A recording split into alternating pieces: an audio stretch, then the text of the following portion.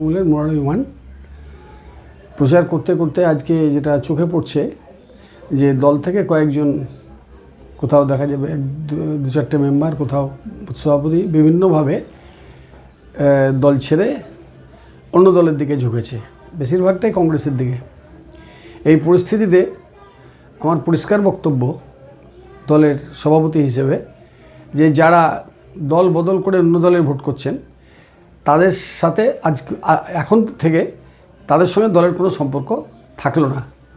এবং হ্যাঁ, আজকে যারা আপনার সঙ্গে তৃণমূলে যারা ছিল, যারা যোগ দিয়েছে, তাদেরকে বহিষ্কারের হুমকি দিয়েছেন এখানে ব্লক সভাপতি, কি মনে হয়? তাহলে কাজল শেখকে আগে প্রশ্ন করতে হবে। কাজল শেখ এখানে অভদ্রভাবে কথাবার্তা বলেছে, তৃণমূল কংগ্রেসের নিজস্ব কর্মীদেরকে অপমান করেছে, বলেছে যারা আপনারা মন বানিয়েছেন যে কংগ্রেসকে সমর্থন করার জন্য, তাদের পশ্চাতে দেশে লাত মেরে, পাছায় লাত মেরে দল থেকে তাড়িয়ে দেবো। তো এই ধরনের মানে অহংকারী কথাবার্তা বলা কোনো একটা সভাধিপতির মুখে মানায় না।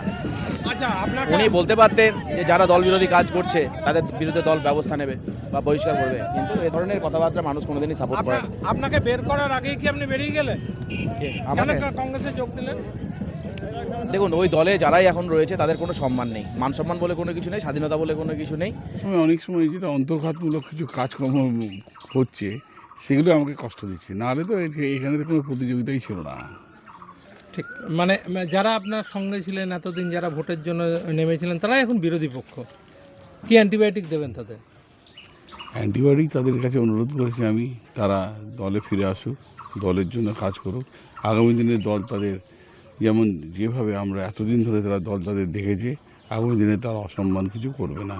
আজকে তো ব্লক সভাপতি বলেছেন যারা দল বিরোধী কাজ করছে তাদের বহিষ্কার করবে। আপনার কি মনে হয় তাদের বহিষ্কার করা উচিত? হ্যাঁ, কিছু একটা উদাহরণ দেওয়া উচিত ছিল যে কিছু লোককে বহিষ্কার করা উচিত। আমরা চেষ্টাও করেছিলাম, কিন্তু কোনো এক কারণে হয়তো সম্ভবত দল বহিষ্কার করতে পারেনি। তারা একটা অন্যরকম কথা ভাবছে যে বহিষ্কার করলে হয়তো দলের ফলাফল খারাপ হতে পারে, এরকম চিন্তা ভাবনা করে।